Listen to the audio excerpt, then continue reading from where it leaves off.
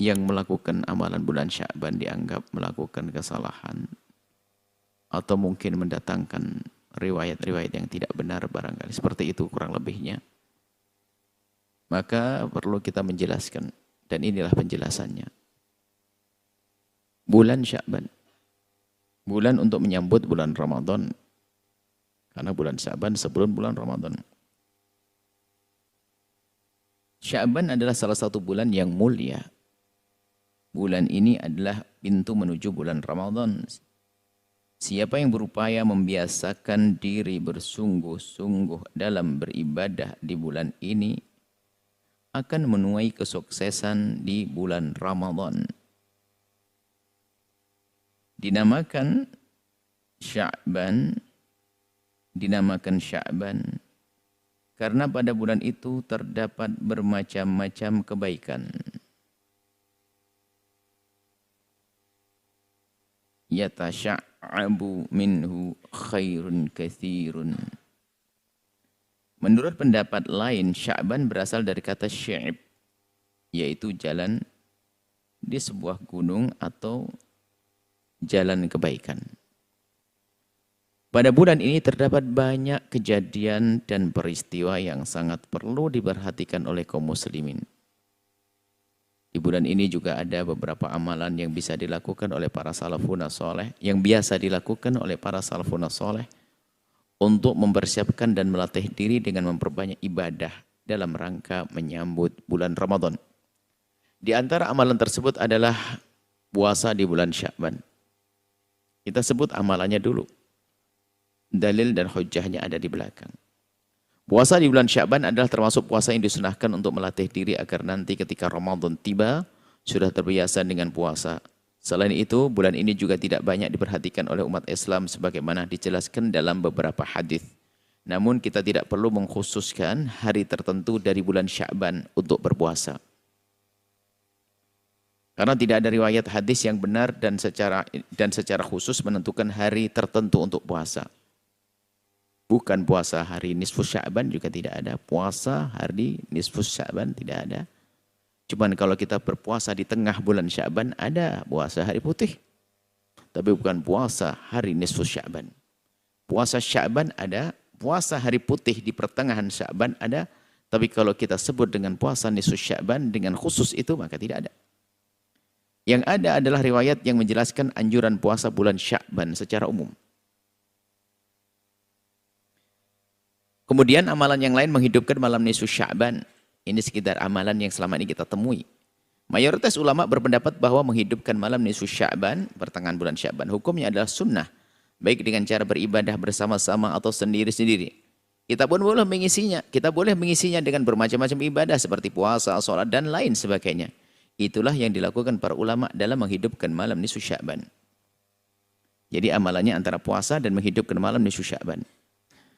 Adapun keutamaan bulan Sya'ban secara umum ada. Bulan Sya'ban adalah bulan yang sangat diperhatikan oleh Nabi Muhammad SAW. Disebutkan dalam beberapa hadis sahih tentang keutamaannya. Keutamaan bulan Sya'ban banyak. Hadis-hadis sahih. Riwayat Muslim. An Aisyah dari Sayyidah Aisyah radhiyallahu ta'ala anha. Qalat, beliau bertanya. Beliau berkata. Karena Rasulullah ada baginda Nabi SAW itu yasumu berpuasa di bulan Sya'ban. Hatta nakula la yuftir, sampai begitu banyaknya hari-hari Sya'ban yang dipuasai oleh Nabi, sampai kami berkata kayaknya Nabi enggak bolong di bulan Sya'ban nih, puasa semuanya. Wa yuftir, cuman kadang pernah dia suatu ketika tidak berpuasa Nabi di bulan Sya'ban. Hatta nakula, sampai kami mengatakan, Sya'ban ini Nabi enggak puasa sama sekali sepertinya. Kemudian famaraitu Rasulullah, dan aku tidak pernah melihat Rasulullah istakmala, menyempurnakan siyama syahrin, puasa sebulan, illa Ramadan. Jadi Nabi hampir tidak pernah tidak ditemukan melakukan puasa utuh kecuali Ramadan. Wa mara'aitu aktsara siyaman, dan aku tidak melihat beliau sangat banyak berpuasa minhu fi Sya'ban, selain di Sya'ban. Jadi kalau di bulan Sya'ban Nabi banyak puasa. Nah, banyaknya puasa Nabi di bulan Sya'ban itu menunjukkan di bulan Sya'ban adalah ada sesuatu, yaitu keutamaan. Kalau tidak, tentu Nabi menjadikan hari seperti hari yang lainnya. Hadis kedua, riwayat Imam Ahmad, Abu Daud, Imam Nasai, Ibnu Khuzaimah dari Usamah bin Zaid, qultu ya. Qala, beliau berkata, qultu ya Rasulullah, aku bertanya Rasulullah.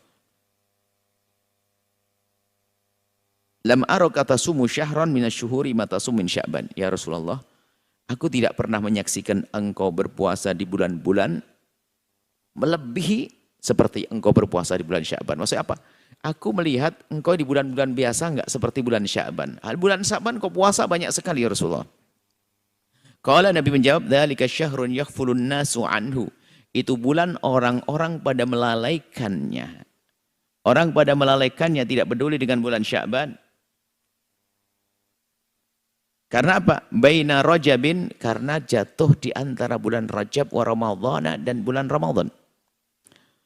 Wa huwa syahrun turfa'u fihi al-a'malu, dan itu bulan diangkat amal-amal manusia. Amal manusia ada yang diangkat sifatnya harian setiap pagi dan sore. Ada sifatnya mingguan, karena hari Senin dan Kamis. Ada sifatnya tahunan seperti bulan Sya'ban ini.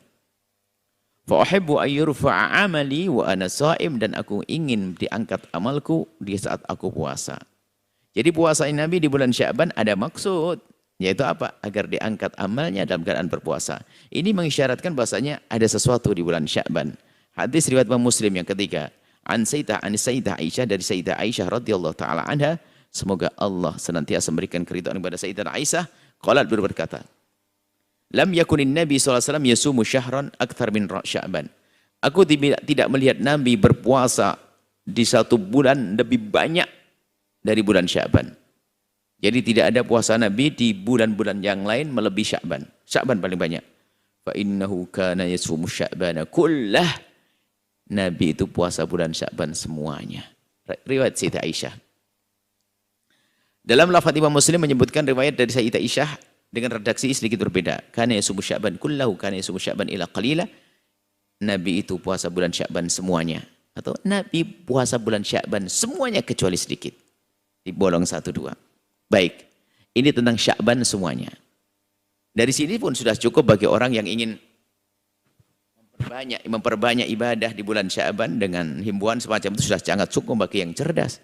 Tidak perlu lagi penjelasan lebih jelas, kurang jelas apa Nabi melakukannya, Nabi menyebutkannya dan seterusnya. Kurang apa? Begitu ibaratnya. Kemudian ini masalah Sya'ban, makanya puasa Sya'ban jangan ditanyakan lagi. Kebaikan-kebaikan yang lainnya jangan ditanyakan kebolehannya.